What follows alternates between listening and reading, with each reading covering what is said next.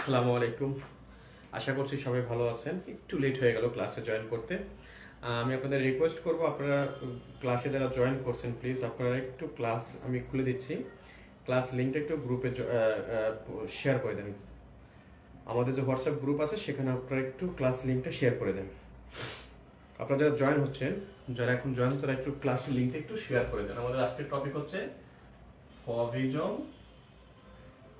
এবং কিউবিজম।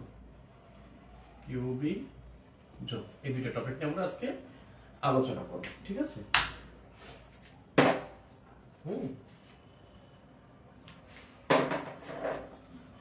ওকে, একটু ক্লাসটা সবাই শেয়ার করে দেন তো।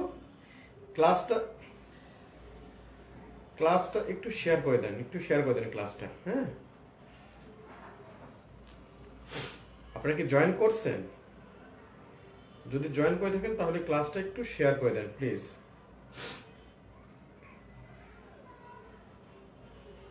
স্পেশাল ব্যাচ, আহারে এই মুহূর্তে আবার ফোন দেখে।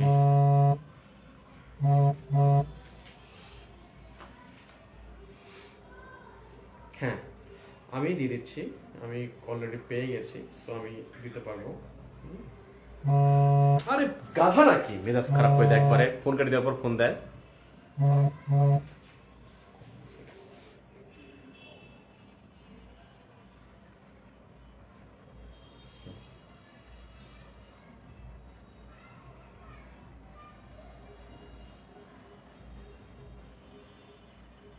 হ্যাঁ, আমি দিয়ে দিচ্ছি অলরেডি, গ্রুপে দিয়ে দিচ্ছি, সবাই পাবে এটা, সমস্যা নেই।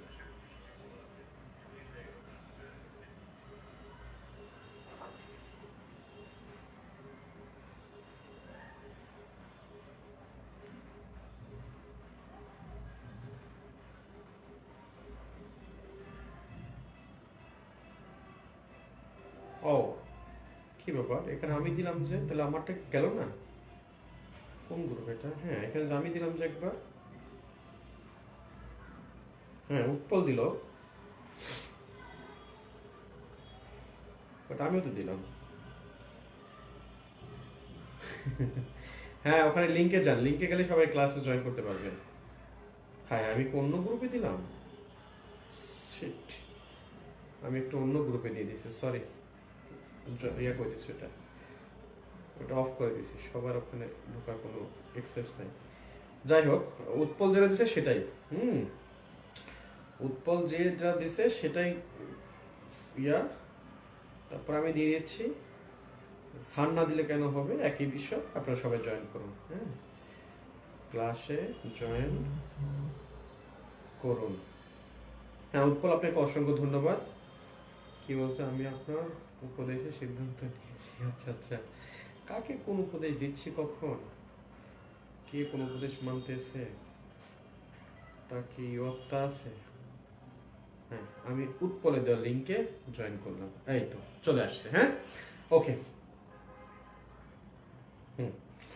টাঙ্গাইল নাগরপুর থেকে দেখছি, এই নাগরপুরে যাওয়ার খুব ইচ্ছা আমার, জানেন? আমি একটা এই নাগরপুরের নামটা খুব শুনছি আমি, তো ওখানে যাওয়ার খুব ইচ্ছা আমার। কখনো সুযোগ হলে অবশ্যই যাবো নাগরপুর, টাঙ্গাইল নাগরপুর, এটা মানিকগঞ্জের প্রায় পাশাপাশি।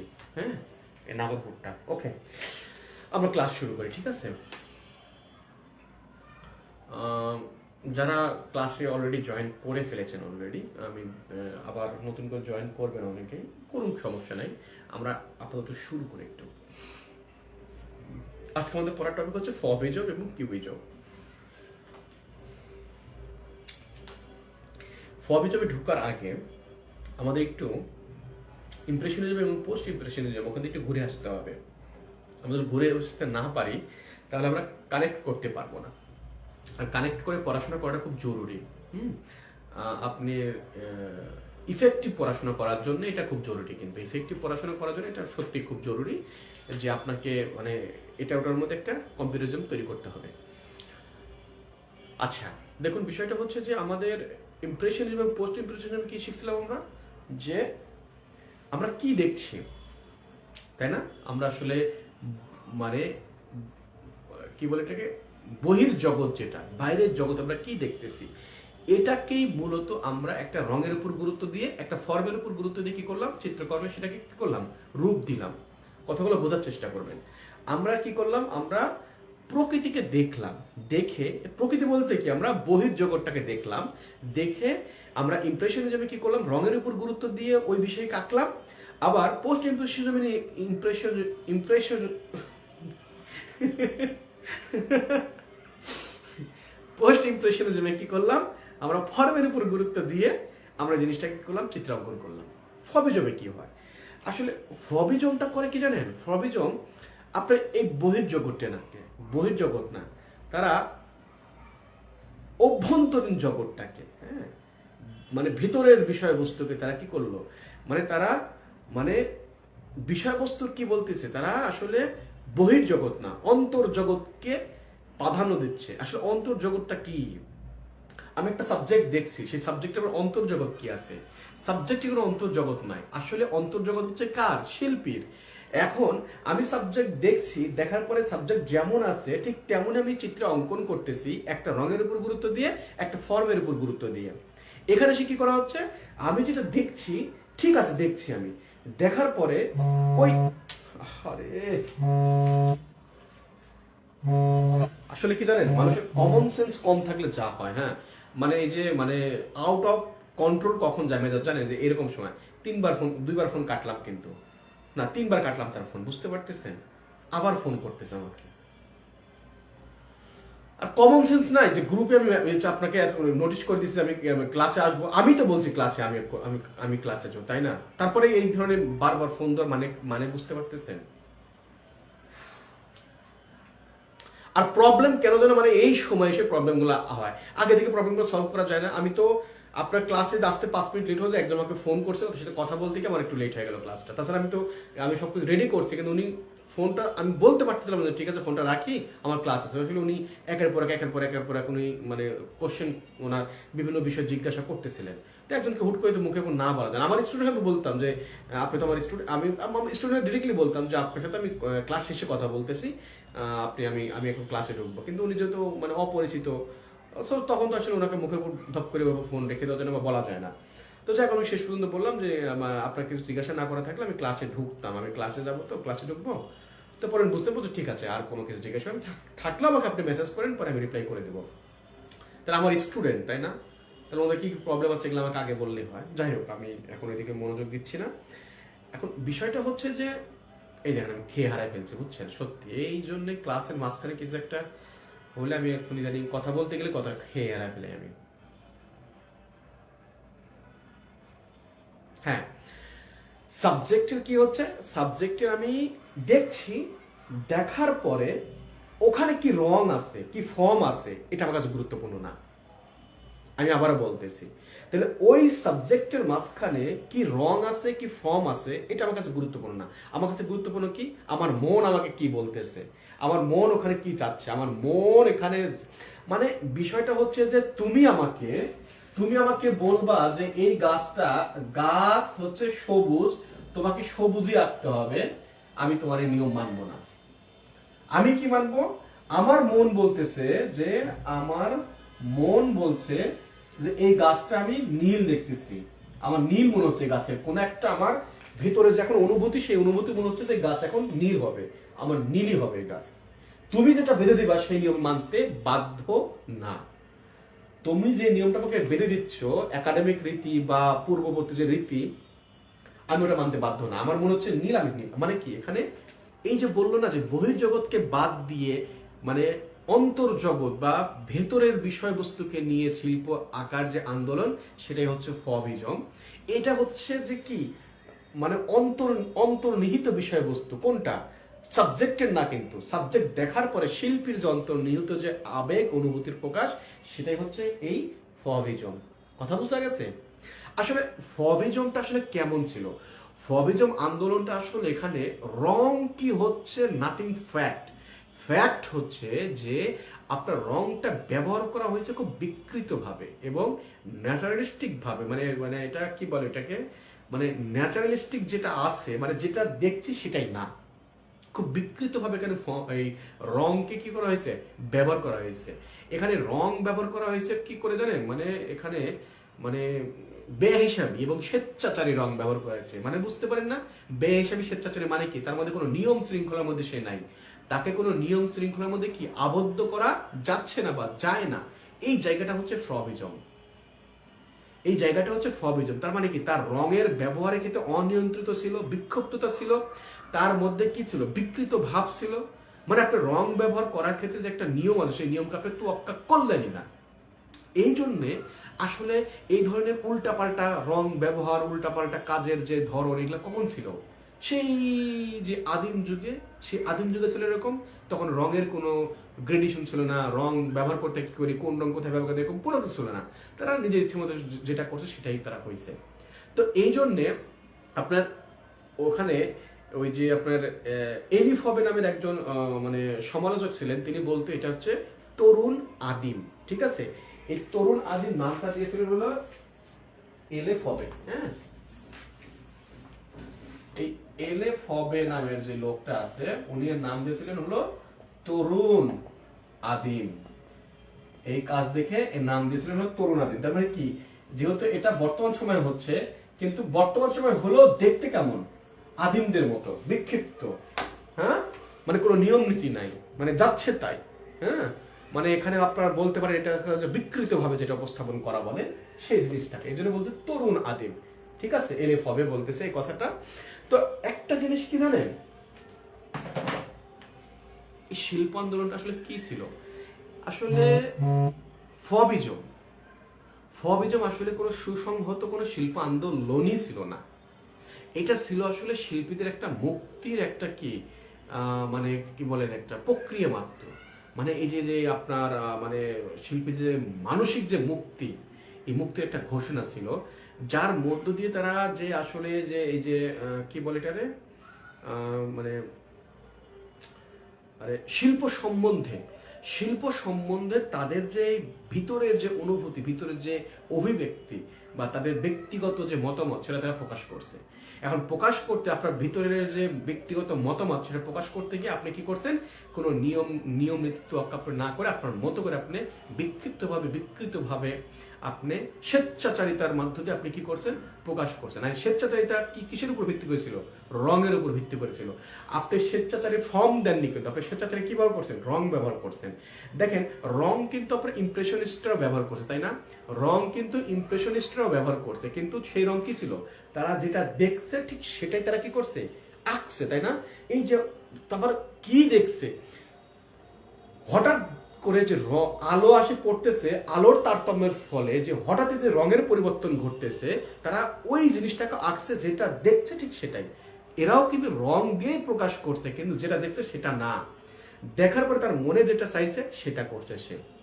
কেমন ভাবে, বিকৃত ভাবে, বিক্ষিপ্ত ভাবে এবং বেহিসাবি ভাবে। কথা বোঝা গেছে?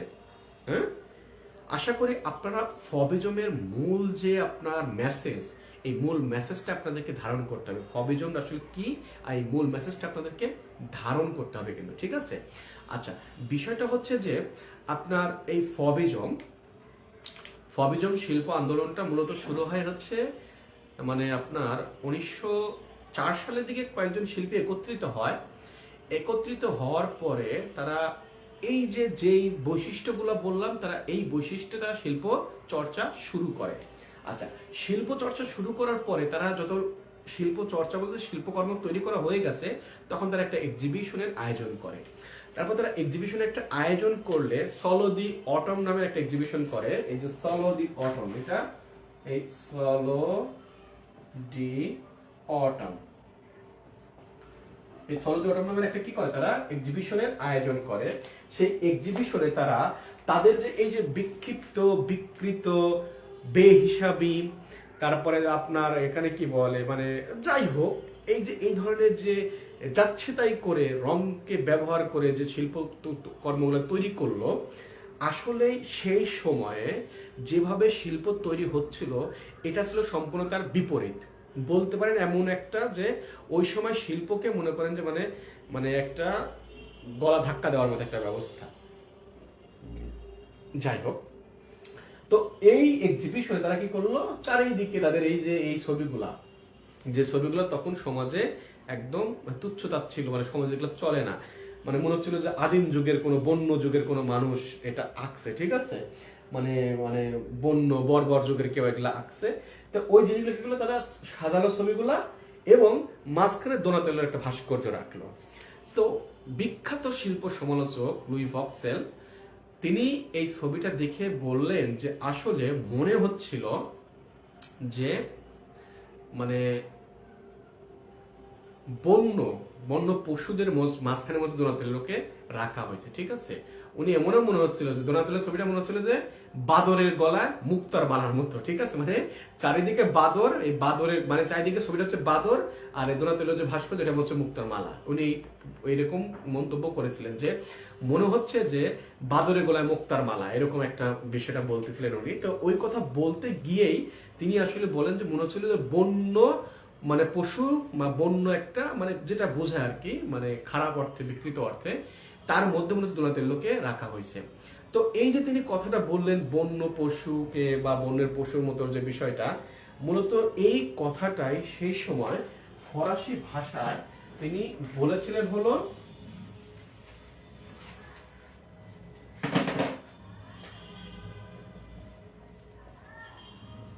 ফফস, ঠিক আছে। আর এই ফফ অর্থ হচ্ছে আপনার বন্য পশুকে, ঠিক আছে। তাহলে এই যে ফফ, এই ফফ থেকে মূলত আসে ফভিজম, হ্যাঁ, এই ফফ থেকে মূলত আসে হলো ফভিজম। তার মানে দেখেন একটা কথা বলি, শিল্পকর্ম তৈরি করছে, করার পর এক্সিবিশন করছে, এক্সিবিশন করার পরে তখন আপনার এই ফব কথাটা উচ্চারিত হয়েছে এবং এই ফব কথাটা উচ্চারিত হওয়ার পরে মূলত আসছে কে ফভিজম।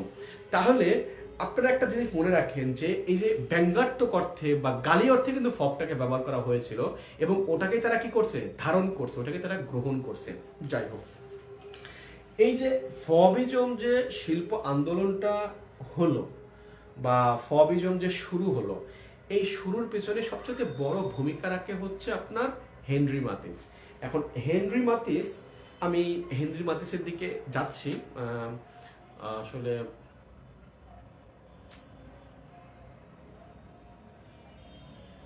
আচ্ছা একটু জিনিস এখানে আমি অ্যাড করে দিই, সেটা হচ্ছে যে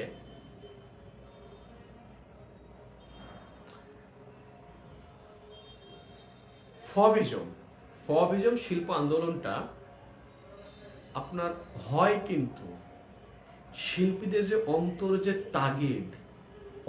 যে তাগিদ, সেই তাগিদে কিন্তু ফভিজমটা হয়।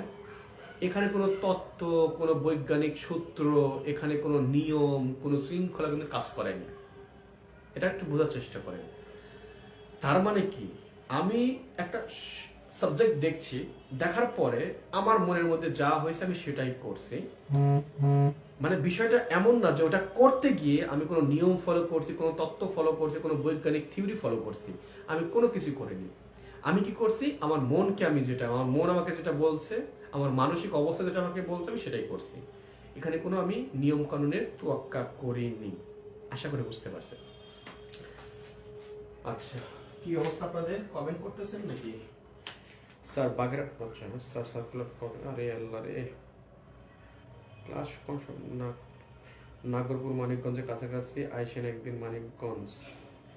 আরে আমাকে দাওয়াত করেন না, আমি খালি ফ্রি হলে, আমি অলরেডি ময়মনসিংহ আর হলো ইয়ার দাওয়াত পাইছি, ময়মনসিংহ আর ভোলার দাওয়াত পাইছি। আমি খুব অচিরেই ময়মনসিংহ আর ভোলার দিকে যাত্রা করব। এখন মানিকগঞ্জে আমার যাওয়ার ইচ্ছা আছে খুব, বিশেষ করে আপনার এই যে নাগরপুর এই অঞ্চল, এই সাইডটাতে। আচ্ছা, শিল্পীরা নিজেদের মতো সাবজেক্টের ছবি আঁকতো, রং দিয়ে, রং ইচ্ছা মতো বিক্ষিপ্ত রং ব্যবহার করতো। মূলত রঙের উপর ভিত্তি করে শিল্প আন্দোলনটা গড়ে ওঠে। কেমন রং, মানে বিক্ষিপ্ত রং, বেহিসাবি রং, বিকৃতভাবে উপস্থাপনা রঙের যেটা। ফভিজমের কোনো শিল্পকর্ম দেখলে বুঝবেন যে আসলে এই জায়গাতে এই রং হওয়ার কথা না, কিন্তু ওর মনে হয়েছে এই রং দিব, দিয়ে দিচ্ছেন।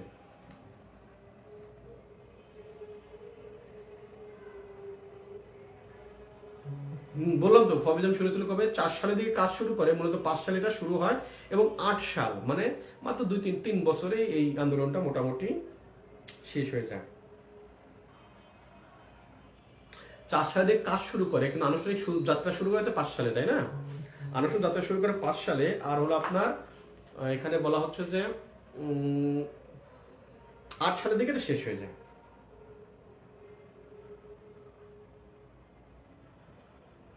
আরে বাবা, জয়ন্ত চক্রবর্তী এত লিখে বলছেন, প্রদর্শনীতে মাধুরীনাথের ছবির ভাস্কর্য ছিল। ফব শব্দটি বর্ণপোষ, এখান থেকে ফবিজম ব্যঙ্গাত্মক অর্থে ব্যবহার করে লুই ওয়াকসেল। হ্যাঁ, বাবা রে বাবা। একটা প্রশ্ন, বিভিন্ন আন্দোলনের শেষে দেখা যাচ্ছে ইজম শব্দটি আছে। এই ইজম বলতে আসলে ইজম বলতে বোঝায় একটা সময়কে, একটা সময় বা একটা আন্দোলন। একটা আসলে ইজম বলতে কি জানেন আসলে, মানে এখানে আপনাকে সহজভাবে বললে কি হয়, মানে ধরেন যে কোনো একটা আন্দোলন, আচ্ছা আমরা যদি বলি, ধরেন যে আমরা বলি না যে মানে 5th 6th 7th বলি না আমরা, যে এরকম লিখি না, দেখেন এই যে 4th কি লিখি টিএস, তারপরে 5th কি লিখি টিএস, তারপরে 7th কি লিখি টিএস, এরকম লিখি না। এই টিএস আসলে কি মানে, কি এর মানে কি, এর মানে কি, মানে এখন সোজা কথা, এর মানে আমিও জানি না, তবে এর মানে যা, ইজম মানে তাই। ইজম বলতে একটা সময়, নির্দিষ্ট একটা সময়কে বোঝায়, বা নির্দিষ্ট একটা আন্দোলন বা নির্দিষ্ট একটা গোষ্ঠীকে বোঝায়। ঠিক আছে, আমি ইজমটা আপনাকে বোঝা দিতে যাচ্ছি। তো ইজম হচ্ছে আসলে এই জিনিসটা, নির্দিষ্ট একটা সময়, নির্দিষ্ট একটা গোষ্ঠী, নির্দিষ্ট একটা আন্দোলন, এই যে এরকম আর কি।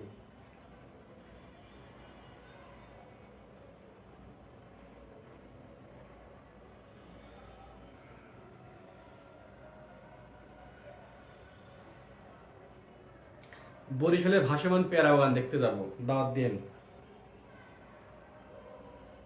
সোনা মসজিদ গেছিলাম তো কয়েকদিন আগে, সোনা মসজিদ গেছিলাম। বাস্তবতার চেয়ে আবেগকে বেশি, আসলে ঠিক সেই রকম না, আপনারা আসলে মূল বিষয়টাকে ধরতে পারছেন না। মানে আবেগ প্রকাশের ক্ষেত্রে, আবেগ প্রকাশের ক্ষেত্রে রঙের যে বিক্ষিপ্ত ব্যবহার, অস্বাভাবিক ব্যবহার, বিকৃত ব্যবহার, মূলত এটাই হচ্ছে কি, আসলে আবেগকে গুরুত্ব তো সবাই দিচ্ছে, আবেগের এইরকম আবেগে গুরুত্ব দেওয়া অনেক পাবেন। আপনার রোমান্টিসিজমে আবেগকে গুরুত্ব দেওয়া হয়েছে, ওখানে বলাই হয়েছে যে আপনার মস্তিষ্কের চাইতে আপনার হৃদয়কে বেশি আপনারা শুনুন, আপনার মস্তিষ্কের চাইতে আপনার হৃদয়কে বেশি আপনারা কি করেন, ধারণ করুন। ওখানে কি করা হয়েছে, ওখানে ফিগারগুলোকে খুব রিয়েলিস্টিক ভাবে ওখানে দেখানো হয়েছে, এবং সেখানে ফিগারগুলোকে মানে মানে খুব রিয়েলিস্টিক ভাবে এবং খুব ডিটেইলে দেখানো হয়েছে। কিন্তু আপনি কি ইমপ্রেশন সেটা পান? আচ্ছা এখনো এসে দেখেন আপনি, এই যে আমি কি বললাম রোমান্টিসিজম, আপনি ফবিজমে আসেন, ফবিজমে এসে তো মনের কথাই শোনা হয়েছে, কিন্তু আসলে কি রিয়েলিস্টিক ভাবে করা হয়েছে কাজগুলো, একদম ডিটেলসে করা হয়েছে কাজগুলো? না, এখানে কি করা হয়েছে, বিক্ষিপ্ত ভাবে করা হয়েছে। আপনারা শুধু বোঝার চেষ্টা করেন যে এখানে মানে বহির জগতের চাইতে অন্তরের বিষয়কে বেশি গুরুত্ব দেওয়া হয়েছে, এবং সেটা করা হয়েছে রঙের মাধ্যমে, এবং সেই রঙের প্রকাশটা কিন্তু রিয়েলিস্টিক ছিল না, রঙের প্রকাশ ছিল কেমন, বিক্ষিপ্ত, বিকৃত, ব্যয় হিসাবে। ঠিক আছে, আশা করি আপনারা এই জায়গাটা বুঝতে পারছেন। স্যার ওয়ারি বটেশ্বর লটকনের রাজধানীতে, আপনারা আমাকে এইভাবে বললে হবে না, এইভাবে ঘুরতে যেতে হবে। সব জেলাতে আমার যাওয়ার ইচ্ছা আছে, সব জেলাতে যাওয়ার ইচ্ছা আছে, আমাকে আলাদা করে মেসেজ করতে হবে, হ্যাঁ, তাহলে বুঝবো না আপনি আসলে প্রকৃতপক্ষে চান যে আমি আপনার ওখানে চাই। তবে নেত্রকোনা যাওয়ার খুব সম্ভাবনা আছে রিসেন্ট, যদি যাই আপনাদেরকে জানা যাবো নেত্রকোনাতে।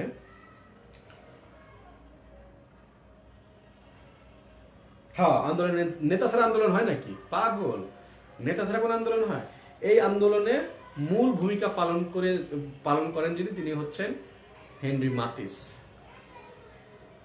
সরি টু সে, আমি ফোনটা পিক করতে পারছি না এখন। ওকে ওকে, সব জায়গাতে দাওয়াত, এরকম খালি কমেন্টে দাওয়াত, তাই না? বাস্তবতার দাওয়াত কই, সব হারায় দেয়। তখন দেখবো যে কাউকেই খুঁজে পাচ্ছি না। নেত্রকোনা যাব, খুব অল্প সময় নেত্রকোনার দিকে যাব। নেত্রকোনা, তারপরে আপনার হলো ময়মনসিংহ, আর হলো ভোলা, এই 3 জেলার দাওয়াত আছে। এখন এগুলো দাওয়াত মানে একদম পিওর দাওয়াত, আপনাদের মতো কমেন্টে দাওয়াত না, ঠিক আছে? একদম পিওর দাওয়াত আছে এই 3টা। যাই হোক, আমরা একদিন কথা বলি। দেখুন এই আন্দোলনে আমি একটা কথা বলি শুনেন, এই যে পাশ্চাত্য সভ্যতার ইতিহাস যখন পড়বেন, আমি আবারও বলতেছি, এখানে আপনার মূল গল্পটা বোঝার চেষ্টা করবেন। পাশাপাশি মূল গল্পের পাশাপাশি এখানে হবে কি, যেখানে শিল্পী এবং শিল্পকর্মগুলা মোটামুটি আপনি বোঝার চেষ্টা করবেন যে কি শিল্পকর্ম ছিল এবং শিল্পী কে ছিল, বিখ্যাত শিল্পী কে ছিল। দেখেন এখানে বিখ্যাত শিল্পী বা অন্যতম নেতা, মানে নেতা যেটা বললেন, সেই নেতা ছিল হলো হেনরি মাতিস। হ্যাঁ, হেনরি মাতিস, হেনরি মাতিস। আচ্ছা, এই হেনরি মাতিসকে আবার অনেকে অরি মাতিসও বলে, এই অরি মাতিস। হ্যাঁ, তো এটা দেখে আমার অবাক হয় না যে স্যারটা হেনরি মাতিস পড়াইছিল, এখানে অরি মাতিস আসলে অরি মাতিস মানে অন্য কোনো ব্যক্তি, হেনরি মাতিস মানে সঠিক হবে এরকম না। অরি মাতিস বা হেনরি মাতিস যা আসুক না কেন, আপনারা এই অরি বা হেনরি বলতে কেমন জানেন যে অনেস্ট আর হনেস্ট আছে না, অনেস্ট আর হনেস্ট, এই অনেস্ট আর হনেস্টের মতো বিষয়টা, ঠিক আছে? এই জন্য অরি আর হেনরি এটা আপনারা একটু অন্যভাবে নিয়েন না। ওই অনেকে দেখেন অনেস্টকে হনেস্ট পরে, তো এরকমই হয়ে গেছে আর কি। তো এখানে মনে করেন যেহেতু ফ্রান্সের ভাষা, ফ্রান্স থেকে ইংলিশ, ইংলিশ থেকে যখন আপনার বাংলায়, তখন ওইখানে ওই অনেকেই অরেই পড়ে, এই অরেই পড়ে, আর অনেকে আছে হেনরি পড়ে। যাই হোক, তো বিষয়টা হচ্ছে যে এই হেনরি মাতিসের সবচেয়ে উল্লেখযোগ্য কাজ, এখানে দেখেন হেনরি মাতিস যে কাজের জন্য মূলত সমালোচিত হয়েছিল বা যে কাজের মধ্য দিয়েই মূলত এক্সিবিশনে সবচেয়ে বেশি কথা ওঠে, সেটা হচ্ছে হেনরি মাতিসের ওয়াইফের একটা ছবি। ছবির নাম হচ্ছে women, women with a hat. আচ্ছা, উইমেন উইথ এ হ্যাট, এই ছবিটাতে আসলে নর্মালি যে রং হওয়ার কথা, যে জিনিসে যেমন রং হওয়ার কথা, সেখানে সেই রং ব্যবহার করা হয়নি, উল্টাপাল্টা রং ব্যবহার করছে। এই হেনরি মাতিস উল্টাপাল্টা রং ব্যবহার করছে। আপনি দেখলে বুঝবেন যে তার আসলে যেরকম তার পোশাক আশাক বা শরীরে যে রং হওয়ার কথা ছিল, সে ওরকম রং না ব্যবহার করে নিজের স্বেচ্ছাচারী ভাবে, মানে দেখলে বুঝবেন যে এখানে আসলে নিজের স্বেচ্ছাচারিতা প্রকাশ করছে, এখানে আসলে কোনো নিয়ম নীতি মানেনি এখানে, এটা দেখলে বুঝবেন। এছাড়া তার একটা খুবই গুরুত্বপূর্ণ কাজ আছে, সেটা হচ্ছে জয় অফ লাইফ। হ্যাঁ, joy of life, joy of life, এই কাজটা দেখবেন যে তিনি এই কাজের মধ্যে রংটাকে কিভাবে দেখবেন যে নিজের মতো করে, মানে একদম যাচ্ছে তাই করে এখানে এখানে গাছ হলুদ টলুদ করে, মানে আশেপাশে এটা হলুদ করে, মানে মানে যাচ্ছে তাই একটা অবস্থা করে রাখছে, জয় অফ লাইফ। ঠিক আছে, আর একটা বিখ্যাত কাজ আছে, সেটা হচ্ছে যে দ্য ডান্স। ঠিক আছে, আর একটা কাজ হচ্ছে বিখ্যাত, সেটা হচ্ছে ব্লু নুড। এটাও কি জানেন, এটা হচ্ছে একটা নীল রঙের একটা ছবি, পুরো ছবির নীল রং। এটা হচ্ছে নুড মানে কি, মানে একটা মানে ওই উলঙ্গ ছবি এটা, ঠিক আছে, ব্লু নুড। তো এখানে কি করছে জানেন, এখানে এই ছবিটাকে তিনি পুরাটাই নীল রঙে করে ফেলছে। একটা মানুষকে নীল রঙের হয় বলেন তো, তার মনে হয়েছে করবে, সে করছে। তার মানে বুঝতে পারতেছেন এখানে স্বেচ্ছাচারিতাকে, এই বিষয়টাকে কিভাবে আনা হয়েছে। আসলে সহজভাবেই বুঝবেন, কঠিন জিনিসটা সহজভাবে একবার বুঝতে পারলে কঠিন দিকে কেন যাবেন আপনি। আমার কথা হচ্ছে যে আপনাদেরকে আমি যেভাবে পড়াবো, আলটিমেট আপনারা যেন সেটা যেন বলতে পারেন আপনারা, বা ওটা যেন কাউকে বুঝাইতে পারেন যে এই জিনিসটা আসলে কি ছিল, কেমন ছিল। তো এই যে ফবিজমের কথাগুলো বলতেছি, ভেঙে দিচ্ছি, কেন ভেঙে দিচ্ছি, কারণ আমি এটা বিশ্বাস করতে চাই যে আপনারা পরবর্তীতে এই ফবিজমটাকে আপনারা আপনাদের মতো করে ধারণ করবেন, বা আপনারা আপনাদের মতো করে জিনিসটাকে বুঝে নেবেন, সহজভাবে যেটা বুঝে সেভাবে বুঝে নেবেন আপনারা। তো এটা হচ্ছে তার কাজের যে জায়গাটা সেটা। এছাড়া আরো শিল্পী আছে, যেমন অ্যান্ড্রে ড্রাইরোয়েন। আসলে ওগুলো মনে রাখার দরকার নেই, মূলত এই চারটাকে আপনি বেশি গুরুত্ব দেন এবং শিল্পীকে বেশি গুরুত্ব দেন, ওগুলো মনে না রাখলেও চলবে। তারপরেও শুধুমাত্র আপনাদের বই দেখেন লেখা আছে, একটু বইটাকে মার্ক করে নেন, ঠিক আছে? দেখেন ওখানে লেখা আছে, লেখা আছে না ওখানে, যে চেয়ারিং ক্রস দ্য ব্রিজ, একটা ছবির কথা বলা আছে, ওটা একটু মার্ক করে নেন, চেয়ারিং ক্রস দ্য ব্রিজ। আর হলো দেখেন ওখানে আপনার আরেকজন শিল্পী আছে বার্ক, জর্জ বার্ক, ওর একটা ছবি দেখেন দ্য পোর্ট অফ, হলো আপনার যে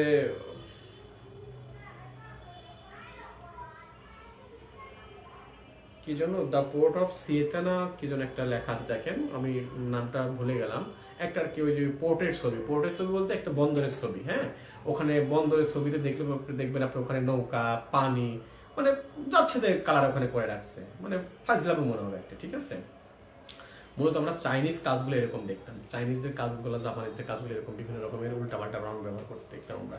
তো যাই হোক, আপনারা মূলত হেনরি মাতিস এটাকে খুব গুরুত্ব সহকারে মনে রাখবেন, পাশাপাশি আপনারা গল্পটাকে মনে রাখবেন, সময়কালটাকে মনে রাখবেন, তারপরে ফব অর্থকে এটা মনে রাখবেন, তারপরে আপনার হলো মানে এখানে এই যে দোনাচলের ভাস্কর্য রাখা হয়েছিল এটাকে মনে রাখবেন, কারণ এই বিষয়গুলোকেই আশ্রয় করেই মূলত আপনার কি হবে, নূরভিত্তিক প্রশ্ন হবে। ঠিক আছে, আশা করি ফভিজমটা আপনার কাছে অনেকটাই ক্লিয়ার হয়ে গেছে।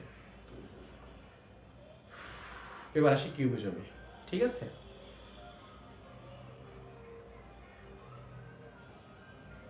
কিউবিজমটা হচ্ছে আপনার, আর কোনো কোশ্চেন আছে ফভিজম নিয়ে? এক মিনিট। কোলাজ কি স্যার? আসছি, কোলাজে আসবো, কিছুক্ষণ পরে কোলাজে আসবো। উইমেন উইথ এ হ্যাট মাতৃস, হ্যাঁ। সোমারানী দাস ক্লাস শেষ হোক, কেন চট্টগ্রামে আসবেন অবশ্যই। এখনো দাওয়াত চলতেইছে, বুঝতে পারতেছেন, দাওয়াতে লম্বা লাইন। তবে হ্যাঁ, এটা সত্য যে বাংলাদেশের যে কোনো জেলাতে গেলে কেউ না কেউ থাকবেই, পরিচিত পাবোই আর কি। তো এরকম তো পরিস্থিতি থাকে, তাই কি যাওয়া যায় বলেন? মানে অন্তর থেকে বোঝা যায় যে কার দাওয়াতটা আসলে যাওয়ার জন্যই দাওয়াত দিচ্ছে, আর কি শুধুমাত্র মানে ওই মানে সিস্টেমটা মনে করেন ফলো করতেছে, কি জাস্ট একটু বলতে হয় সৌজন্যতা, সেই সৌজন্যতা দেখাচ্ছে। ঠিক আছে, আল্লাহ, এখন তো ভর্তির টাকা পাঠাইছে, এখন তো ফোন করবে নিশ্চয়ই, দেখা যাক, ভদ্রলে করবে না। যাই হোক, আচ্ছা আমরা কিউবিজমে আসি। কিউবিজমটা আমরা একটু বোঝার চেষ্টা করবো, কিউবিজমটা আমরা একটু বোঝার চেষ্টা করি, কিউবিজমটা আসলে কি, কিভাবে কিউবিজমের কথা আসতেছে।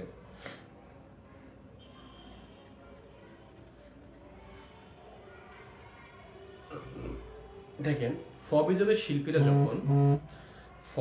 শিল্পীরা যখন শিল্পকর্ম তৈরিতে স্বেচ্ছাচারী রঙের ব্যবহার যখন তারা করতেছিল,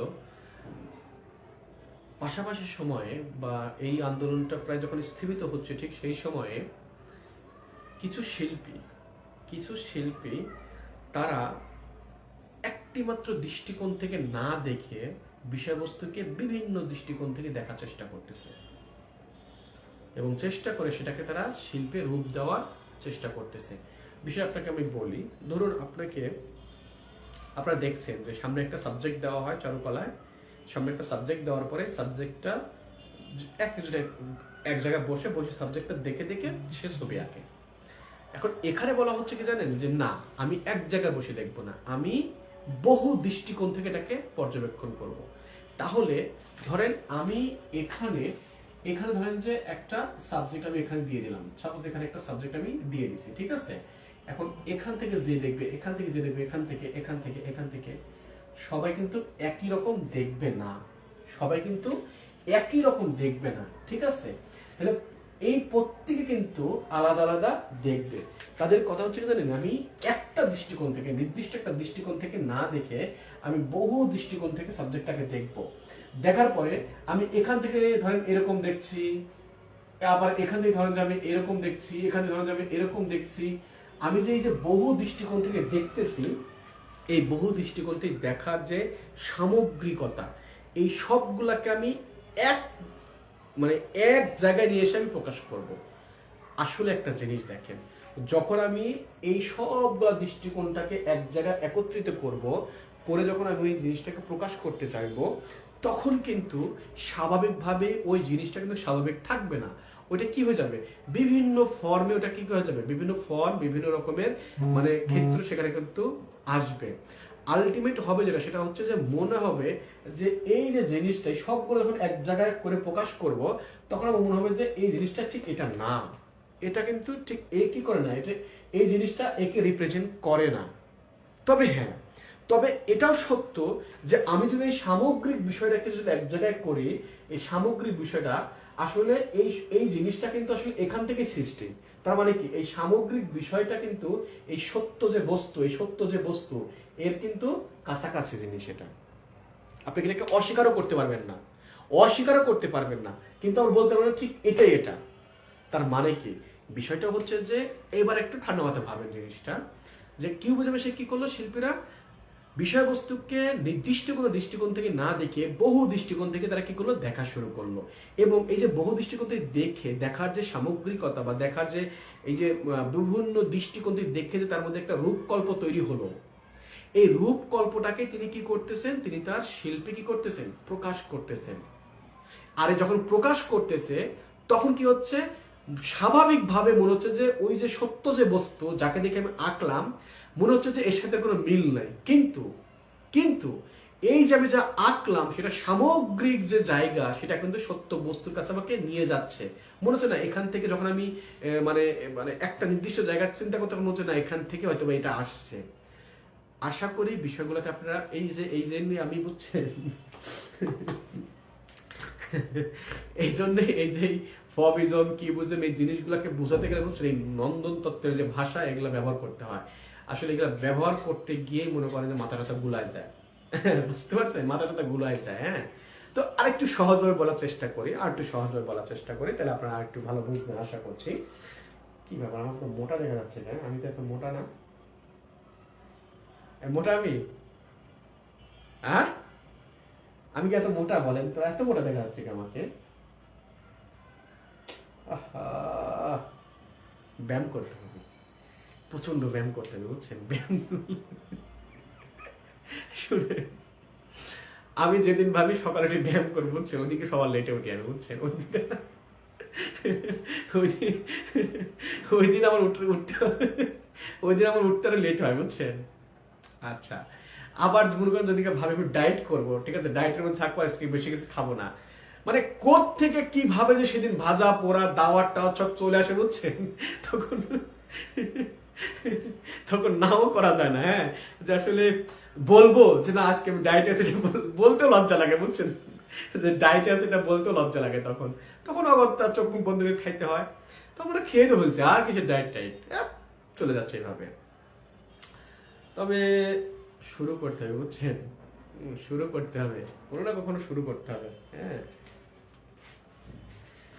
আচ্ছা ভাইয়া খুবই এটা একটা কথা বললেন, খুবই মোটা আমি, মনটাই খারাপ করে দিলেন। ধুর, খুবই মোটা বলেন, তামিল না এখানে ঠিক কত বেশি মোটা, তাও তো তারা নায়ক।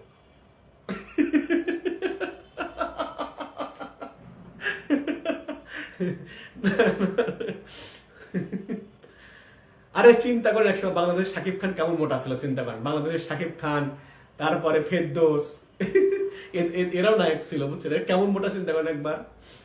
তারপর ওমর সানি,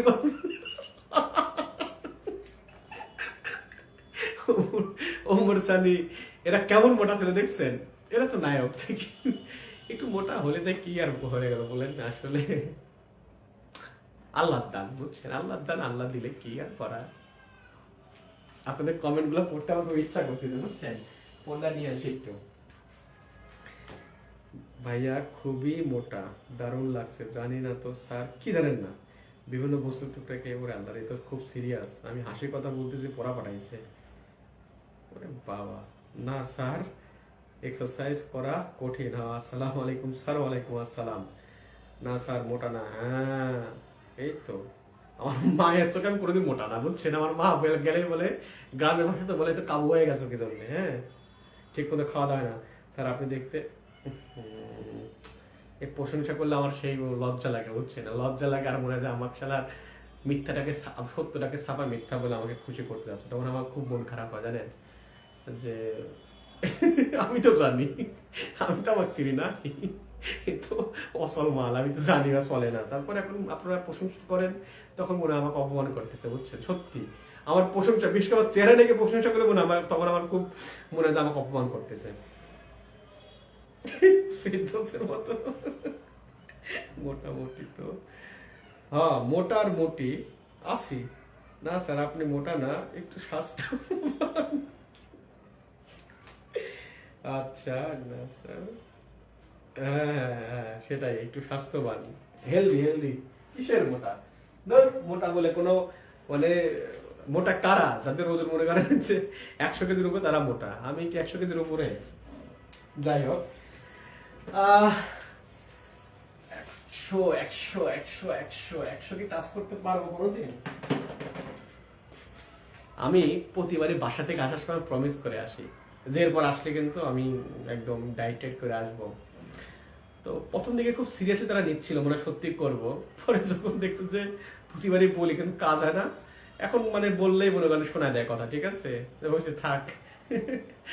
আমি যেদিকে আমি বলি যে আমি রাত আজকে খাবো না, সেদিন আমাকে কি বলে জানেন, বলে দ্রুত যাও গিয়ে তুমি খেয়ে আসো। হ্যাঁ, কারণ তোমার রাত 12টার দিকে খিদে লাগবে, তখন তুমি ওখানে বেরোয় এমন খাবা যে তোমার এই না খাওয়ার মানে তোমার এই মানে না খেতে কাছে খাওয়াই ভালো ছিল সন্ধ্যার দিকে। তো এটা সত্যি কথা। আর এই জন্য আমি আমার বাসায় কোনো খাবার রাখি না, কোনো খাবার রাখি না, খালি পানি ছাড়া। জানি যে রাত, আমি তো রাত জেগে কাজ করতে হয়, জানি যে রাত 1টার পরে এমন খিদা লাগবে যে আমি চাইলেও পারবো না সহ্য করতে, তখন বাধ্য আমি না খেয়ে থাকতে হবে আমাকে, না আমি গেট খুলতে পারবো না যাইতে পারবো, তখন বাধ্য আমি। এই জন্য আমি ঘরে কিছু রাখি না, যে না রাখলেই সমস্যা। যাই হোক, আমরা পড়ায় ফিরে আসি, ঠিক আছে। এখন তাহলে কিউবিজমটা কি হচ্ছে একটু সহজভাবে বলি আমরা। কিউবিজম হচ্ছে কি জানেন, বিষয়বস্তুকে একটি মাত্র দৃষ্টিকোণ থেকে না দেখে বহু দৃষ্টিকোণ থেকে তারা কি করবে, দেখবে। এটুকু বোঝেন আগে। তাহলে একটি মাত্র দৃষ্টিকোণ থেকে কিউবিজমে এসে শিল্পকর্মকে একটি দৃষ্টিকোণ থেকে না দেখে বহু দৃষ্টিকোণ থেকে কি করবে, তারা দেখবে। আচ্ছা, তাহলে বহু দৃষ্টিকোণ থেকে দেখার পরে এই যে তার মধ্যে বহু দৃষ্টিকোণ থেকে দেখার পরে বহু রূপ দেখলো, দেখার পর তার মধ্যে কি হলো, একটা রূপকল্প তৈরি হলো, ঠিক আছে, একটা কল্পনা, একটা রূপকল্প তার মধ্যে তৈরি হয়েছে। এই যে রূপকল্প তার মধ্যে তৈরি হয়েছে, এই সামগ্রিক বিষয় মিশিয়ে যে রূপকল্পনা তৈরি হলো, এই রূপকল্পনাকে সে কি করতেছে, চিত্রে প্রকাশ করতেছে। এখন প্রকাশ করার পর দেখা যাচ্ছে যে আসলে স্বাভাবিকভাবে মনে হচ্ছে যে চিত্র যেটা করছে যেটা দেখছে এই দুটো জিনিস এক না। আবার চিত্রের যে সামগ্রিক বিষয় এটা আবার কি সত্য বস্তুকে কি কাছাকাছি নিয়ে যাচ্ছে তাকে। তো এই হচ্ছে বিষয় যে তাকে ছাড়তেও পারতেছে না, তাকে যে পুরোপুরি ধরা সে ধরতেও পারতেছে না, ঠিক আছে। তো এইরকম একটা বিষয়। তো যখন বহু দৃষ্টিকোণ থেকে দেখে একটা বিষয়বস্তুকে প্রকাশ করতে যাচ্ছেন, তখন আপনি যা দেখতেছেন বিষয়টা ঠিক সেরকম থাকতেছে না। তখন কি হচ্ছে, বিষয়বস্তুটা বিভিন্ন রকম ফর্মে রূপ নিচ্ছে, ত্রিভুজ, চতুর্ভুজ, বৃত্ত, এরকম বিভিন্ন রকম দেখা যাচ্ছে যে ফর্মে রূপ নিচ্ছে। এখন শেষ পর্যন্ত কি দেখা যাচ্ছে যে আপনার টোটাল জিনিসটাই বিভিন্ন ফর্মের মধ্য দিয়ে প্রকাশ পাচ্ছে, বিভিন্ন ফর্মের মধ্যে দিয়ে প্রকাশ পাচ্ছে। এখন এই ফর্মের মধ্যে দিয়ে প্রকাশ পাচ্ছে, এইটা কিউবিস্ট শিল্পী যারা তারা বলতেছে যে আসলে পৃথিবীর সকল কিছুই আসলে ফর্মের মধ্যে অন্তর্ভুক্ত। আপনি যাই দেখেন না কেন, এই যে তিনটা বেসিক শেপ আছে, বৃত্ত, ত্রিভুজ এবং চতুর্ভুজ, দেখবেন সব কিছু এর মধ্যে অন্তর্ভুক্ত। এর মধ্যে সীমাবদ্ধ। একটা মানুষকে আপনি মাথা গোল, বডি চতুর্ভুজ, পা ত্রিভুজ, এই পা ত্রিভুজের মতো, ঠিক আছে। তার মানে কি আপনি সকল কিছুকেই কোনো না কোনো ভাবে, মানে সকল কিছু কোনো না কোনো ভাবে একটা মানে ফর্মের মধ্যে লুকায় আছে। এটা কারা বললো, কিউবিস্ট শিল্পীরা। তো তারা তখন প্রকাশ করতে গিয়ে দেখা গেল যে স্বাভাবিক যে আমাদের ফর্ম বা স্বাভাবিক যে রূপ, সেই রূপ আর স্বাভাবিক থাকলো না, সেটা বিভিন্ন সিলিন্ডার হয়ে যাচ্ছে, মানুষের দেহ হয়ে যাচ্ছে কি সিলিন্ডারের মতো।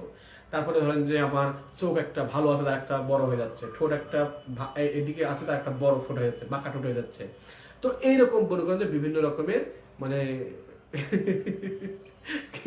কেরিকর্মা দেখা দেবে, বুঝছেন, এই শিল্পকর্মের মধ্যে মনে হচ্ছে এটাই হচ্ছে কিউবিজম।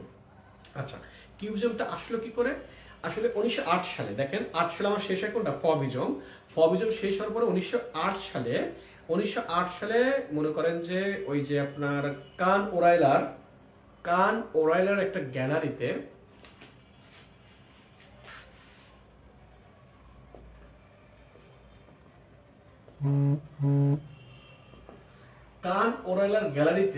একটা আপনার এক্সিবিশন হয়, ঠিক আছে। আপনি না স্যার আপনি, আচ্ছা কমেন্ট আসতে থাকুক, আমরা আমাদের ক্লাসটা কন্টিনিউ করে যাই। এরপরে আবার পুরোনো ব্যাচের ক্লাস আছে, বুঝছেন। ভাগ্য ভালো আছে, দেখেন আমি ঘামতেছি না, আবার এত সুন্দর আছে 2-3 দিনে হলে, যা মজা লাগতেছে না, শুধু একটু ভুনা খিচুড়ি মিস করতেছি আমি, বুঝছেন, এই তাছাড়া আর কিছু না। যাই হোক, তো হ্যাঁ, এই কান ওরাইলার যে আপনার গ্যালারি আছে, এই গ্যালারিতে একটা আপনার এক্সিবিশন হয়। সেই এক্সিবিশনে আপনার শিল্প সমালোচক উনি আসলে জর্জ বার্কের একটা ছবি দেখে বলতেছে যে আসলে এই ছবিতে তো ছোট ছোট অনেকগুলো কিউবে ভরা, ঠিক আছে। তো এই যে উনি ওই জায়গাতে যে কিউব কথাটা উল্লেখ করলেন, মূলত ওখান থেকেই এই শিল্প আন্দোলনের নামটা হয়ে গেল কিউবিজম। কথা বুঝতে পারছেন?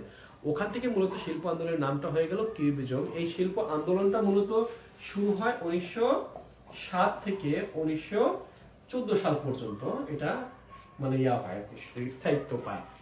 তাহলে আমরা দেখলাম যে ফবিজম কোন থেকে 1905 সাল থেকে 1908 সাল, তাই না?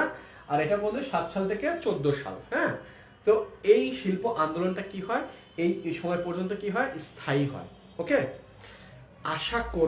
আমি আশা করতে পারি যে আপনারা কিউবিজমটাকে বুঝতে পারছেন, ফবিজমটাকে বুঝতে পারছেন, ঠিক আছে। আচ্ছা, এই কিউবিজমকে দুইটা পার্টে ভাগ করা হয়, এটা বলে শেষ করব, ঠিক আছে। দুইটা পার্টকে ডিটেলস বলে শেষ করব। দুইটা পার্টকে ভাগ করা হয়, একটা পার্ট হচ্ছে কি অ্যানালিটিক্যাল কিউবিজম,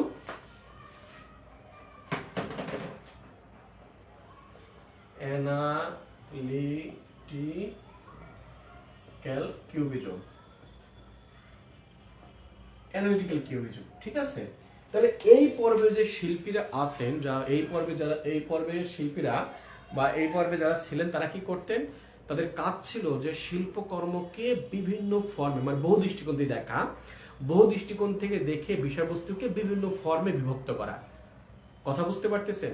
তাহলে এই এই এই যে অ্যানালিটিক্যাল যে পর্বটা বলতেছি, এই পর্বে শিল্পীদের কাজ ছিল কি, বিষয়বস্তুকে বহু দৃষ্টিকোণ থেকে দেখে ছোট ছোট ছোট ছোট ফর্মে কি করা, ভাঙা, বিভক্ত করা। এবং এই যে বিভক্ত যে আপনার ভাঙা, যে আপনার ছোট ছোট যে আপনার ফর্ম, এই ফর্ম দিয়ে নতুন করে নতুন কিছুকে উপস্থাপন করা কার ছিল এই সময়, যে অ্যানালিটিক্যাল যে আপনার পর্ব ছিল, সেই পর্বে শিল্পীরা এই কাজগুলা করতেন। ওকে, আচ্ছা। তারপরে আছে সিনথেটিক পর্ব, তাই না? Synthetic cubism. এখন আপনাদেরকে একটা প্রশ্ন উত্তর দিব, এই কোশ্চেন থেকে আপনারা কখন একটা কোশ্চেন করছেন আমি বলে দিচ্ছি আবার। এখান থেকে এসে কি হলো, এই যে আসলে বিভিন্ন দৃষ্টিকোণ থেকে আসা রঙের একটা একঘেয়েমি একটা রং ব্যবহার করতো, ধূসর কালারের রং, ব্রাউন যেটা, ওই রং তারা ব্যবহার করতো। আসলে এই একঘেয়েমি থেকে তারা আসলে ওখান থেকে সরে আসে, এসে তারা এখানে শিল্পকর্মে শুধু রঙের মধ্যে সীমাবদ্ধ না রেখে বিভিন্ন জিনিসকে শিল্পের মধ্যে অন্তর্ভুক্ত করা শুরু করলো। কেমন?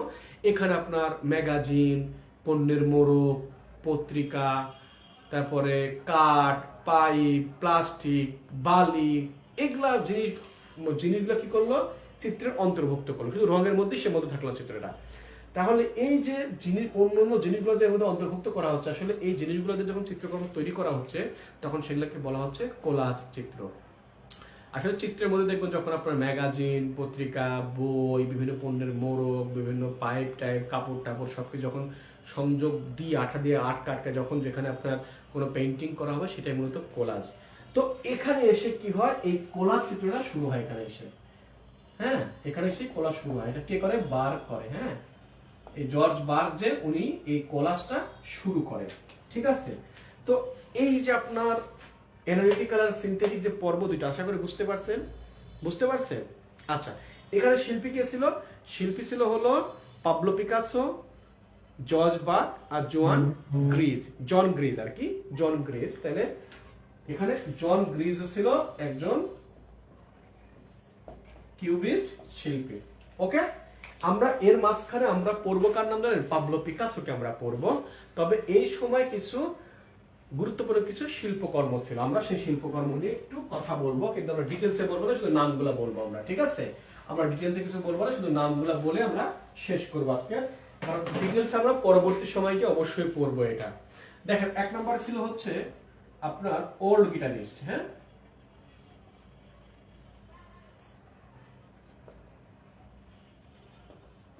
ওল্ড গিটারিস্ট,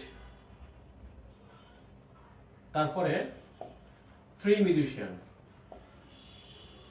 ফ্রি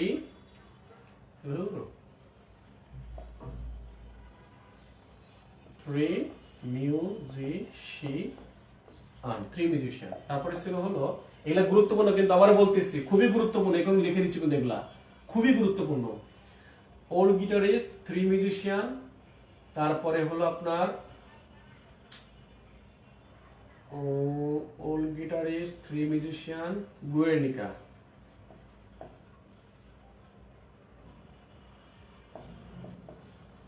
গুয়ের্নিকা, এটা নিয়ে একটু কথা আছে, জাস্ট একটু বলে দেব।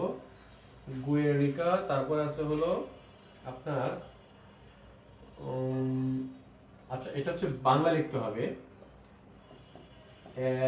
এভিগনের রমণীকুল। রমণীকুল, হ্যাঁ, এভিগনের রমণীকুল খুবই গুরুত্বপূর্ণ।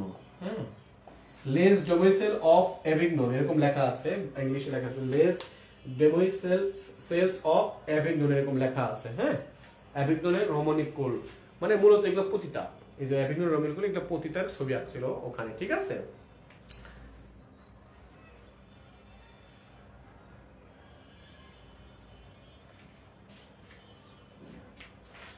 কথা বুঝতে পারছে?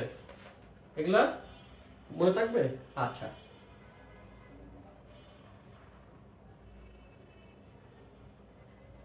আচ্ছা এখানে একটা শিল্পকর্মের নাম লিখে নেন।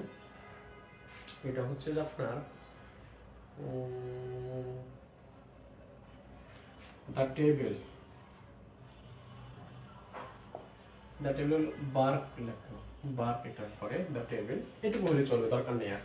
এটাও খুব একটা দরকার নাই, এটা খুব একটা, এগুলো মনে রাখেন আপনি, তবে এগুলা খুব গুরুত্বপূর্ণ, এগুলো মনে রাখবেন কিন্তু। হ্যাঁ, আচ্ছা আমরা পড়তেছি কত সালের জিনিসটা, এখানে আমরা পড়তেছি হলো 1907 থেকে 1914 সাল, তাই না? কিন্তু এই গুয়ের্নিকা তৈরি করা হয় 1937 সালে। কথা বুঝতে পারছেন? তাহলে আমরা পড়তেছি হলো 7 থেকে 14 সালের জিনিস আমরা পড়তেছি, অথচ যে টপিকের এক্সাম হবে এক্সামের আগে এই ক্লাসগুলা করলে বুঝতে সুবিধা হবে। আশা করতেছি যে এই যে আপনাদের পাশ্চাত্য, এই পাশ্চাত্যের পরে গিয়ে এই জিনিসটা হবে না, পাশ্চাত্যের পরে আগে ক্লাস হবে, তারপরে আপনাদের পরীক্ষা হবে। যদি ক্লাস না হয় পরীক্ষা অফ থাকবে, কিন্তু ক্লাস আগে হবে তারপর পরীক্ষা হবে। আচ্ছা,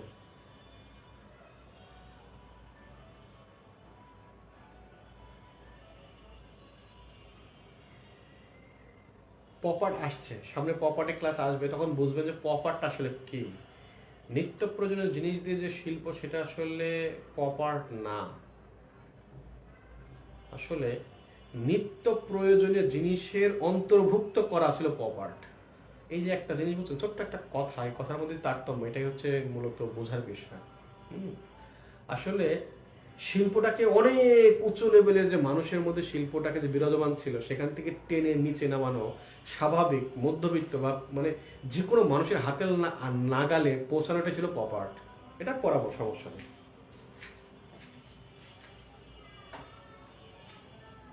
তার মানে দেখেন, আমি পড়তেছি কি 1937 সালের কথা বলতেছি, এই জন্য গুয়ার্নিকাকে আসলে কিউবিস্ট না, এটাকে সেমি কিউবিস্ট কাজ বলা হয় বা আর্টওয়ার্ক বলা হয়, ঠিক আছে। আশা করি আপনারা বুঝতে পারছেন। আপনাদের এর মধ্য দিয়ে আপনাদের ফভিজম এবং কিউবিজমের ক্লাসটা এখানেই শেষ হচ্ছে। আগামী দিন আপনার সাথে দেখা হবে দাদাইজম, সুরিয়ালিজম। আচ্ছা, আরেকটা কথা বলে আপনাদেরকে, সরি বলতে ভুলে গেছি, এর পরের ক্লাসটাই আপনাদের দাদাইজমের ক্লাস হবে ওই ব্যাচের, এবং আপনাদের সবাইকে ওই ব্যাচে অ্যাড করা আছে। সো আপনারা ওই ক্লাসটা দেখবেন, ঠিক আছে, যাতে করে পরবর্তী পরীক্ষার ক্ষেত্রে আপনাদের সমস্যা না হয়। ওকে, দাদাইজম শুরু করব আমি এই পরের ব্যাচে, কিছুক্ষণের মধ্যে শুরু করব। আপনারা ওখানে ক্লাসটা দেখে নিন, অবশ্যই আমি লিঙ্ক পাঠিয়ে দেবো। ওকে, তো ঠিক আছে, সবাই ভালো থাকবেন, সবার জন্য দোয়া। আর পরবর্তী ক্লাসে সবাই অংশগ্রহণ করবেন এবং ক্লাসটা দেখে নোট করে রাখবেন, যাতে করে আপনাদের পরীক্ষা দিতে সুবিধা হয়। ওকে, তো ঠিক আছে, সবাই ভালো থাকবেন, সবার জন্য দোয়া। আল্লাহ হাফেজ।